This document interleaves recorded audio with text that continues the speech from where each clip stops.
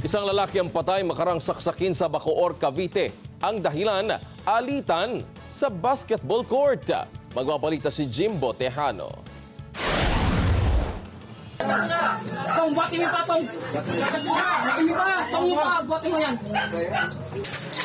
Agaw buhay ang lalaking ito habang binubuhat ng ilang kabataan sa Cyber Barangay San Nicolas 3, Bacoor, Cavite.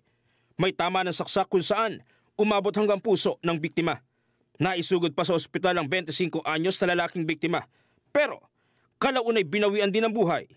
Lumalabas sa investigasyon ng Bacoor Police, nag-ugat ang krimen dahil sa alitan sa basketball court. Ang istorya nung stabbing incident natin, yung murder natin is, may basketball court kasi. So yung suspect natin, ayaw niya siguro magpalaro ng basketball, pinadlock niya yung net. So itong victim natin gusto maglaro, umakyat sa taas, then nag-usap sila. Ibinigay naman ng suspect yung susi. Unfortunately, nung binigay yung susi, parang napagalitan pa yung suspect. So pagbaba ng victim, ang ginawa ng suspect, hinataw niya ng 2x2.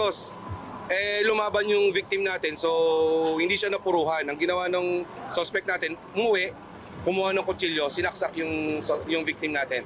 One stab wound lang sa dibdib yung cause of death ng victim natin. Tila nahimasmasa ng suspect dahil agad itong sumuko sa otoridad. Isinuko rin ng 63 anyos na caretaker ang deadly weapon na ginamit niya sa pagpatay sa biktima. Kwento niya.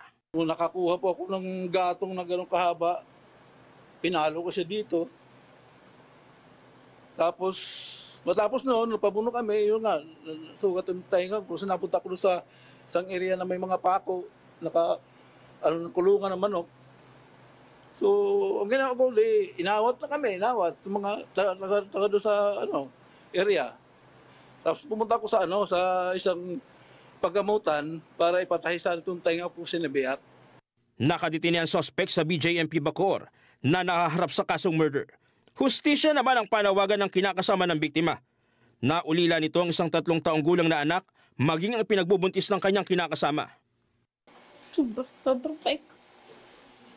Tapos, isang tao lang yung bahilan. Jim Tejano, para sa mata ng Agila, matatag, matapang, matapa.